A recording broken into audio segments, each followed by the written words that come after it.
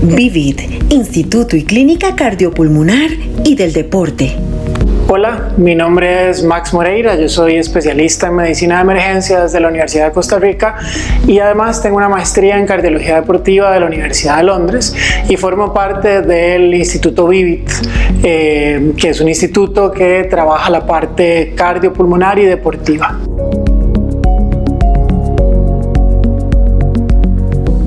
Una emergencia en realidad es algo que pone en peligro la vida de una persona.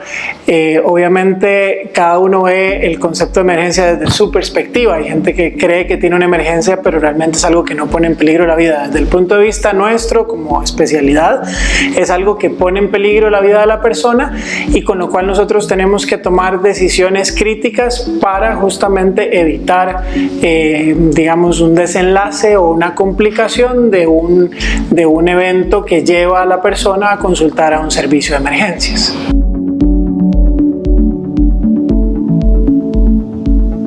Es interesante, ahí parte de las cosas que tienen relación mucho con emergencias es, bueno, cómo nosotros definimos que hay algo que puede ser un problema cardiovascular. Usualmente uno habla como de esos signos que son como banderas rojas que nos tienen que llamar la atención, que es, por ejemplo, la falta de aire o el dolor en el pecho opresivo, que se va para un brazo o para el otro y que la gente suda mucho. Ese tipo de cosas son las que uno puede considerar una emergencia desde el punto de vista cardiovascular. Y esto, como usted dice, se puede presentar en personas sanas deportistas o en personas que tienen factores de riesgo que son obesos, hipertensos y diabéticos. En el escenario de los deportistas, que es un espectro amplio, digamos, porque para definir un deportista pues hay que ver justamente la cantidad de horas que hace un entrenamiento sistemático por semana para definir, digamos, que sea un deportista. En ese espectro pues están los deportistas que son, digamos, amateurs o de grupos por edades, están los deportistas que son de alto rendimiento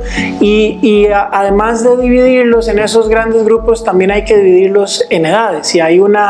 si se quiere, una edad que es como un corte un poco arbitrario pero que existe, que es que uno divide por encima de los 35 años y por debajo de los 35 años, por una razón muy sencilla. Se considera que por encima de los 35 años las enfermedades que pueden producir una emergencia cardiovascular son enfermedades más adquiridas por estilos de vida no saludables, tabaquismo, obesidad o enfermedades crónicas que se convierten en un riesgo cardiovascular, y usualmente por debajo de los 35 años son pacientes o son personas que lo que van a tener son más enfermedades genéticas o hereditarias que en algún momento de la juventud se van a manifestar, que ahí es donde aparece, por ejemplo, el concepto de muerte súbita en atletas. Son esos deportistas, bueno, que tal vez en los futbolistas es donde se ha televisado más, tal vez, pero es ese escenario donde hay un futbolista o un basquetbolista que se desploma en un partido de una selección nacional o de alto nivel, y básicamente la gran mayoría de ellos es que tienen una enfermedad cardiovascular subyacente que no había sido diagnosticada, que es de estas enfermedades genéticas y que en ese momento se manifestó.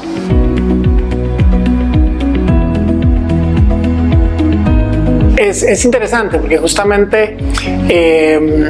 el concepto de tamizaje de riesgo cardiovascular en atletas es muy importante y los grandes organismos internacionales como el Comité Olímpico Internacional o federaciones internacionales como la Federación de Fútbol o algunas otras, desde hace muchísimo tiempo han implementado diferentes esquemas de tamizaje de riesgo cardiovascular. Digamos, la Premier League en Inglaterra, por ejemplo, es uno de los lugares donde más se desarrolla el concepto de tamizaje de riesgo cardiovascular, y con esto justamente lo que se pretende es identificar a esos atletas que tienen algún riesgo por historia de muerte súbita en la familia o por síntomas que han tenido ya algún desmayo o sensación de dolor torácico o palpitaciones, y hay herramientas como el electrocardiograma, que es una herramienta fácil, básica, y que es muy fácil de obtener en casi cualquier parte, que nos da muchísima información, y a partir de ahí, con una buena historia clínica, uno puede ir ir definiendo qué otros estudios hay que hacer.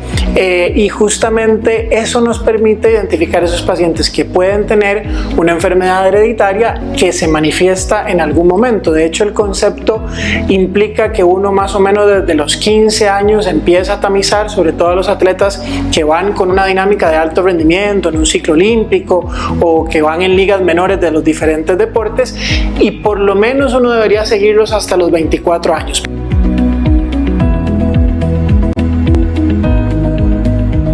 No, en realidad las mismas, los signos clínicos son los mismos. Lo que cambia tal vez un poco es en términos de la edad, porque digamos que en las mujeres el riesgo es menor antes de los 50 años, después de los 50 años más o menos el riesgo se equipara en hombres y mujeres, y depende muchísimo también obviamente de otros factores de riesgo, digamos, que acompañen a cada persona. Pero los signos clínicos de riesgo, las banderas rojas que nosotros podemos llamar, son exactamente iguales para hombres y mujeres.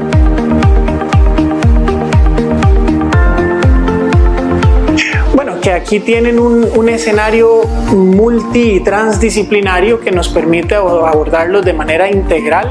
enfocando todas las necesidades de cada paciente y orientando si es un paciente crónico, por ejemplo, que tiene enfermedades crónicas, una enfermedad cardiovascular o pulmonar y que necesita una rehabilitación cardiopulmonar y una prescripción adecuada del ejercicio, o bien un atleta de alto rendimiento que necesita ser evaluado para entregarle herramientas que le permitan optimizar su rendimiento y conseguir sus resultados deportivos. Entonces es un escenario interesante, diferente, novedoso, que integra muchísimas especialidades y que nos permite ofrecer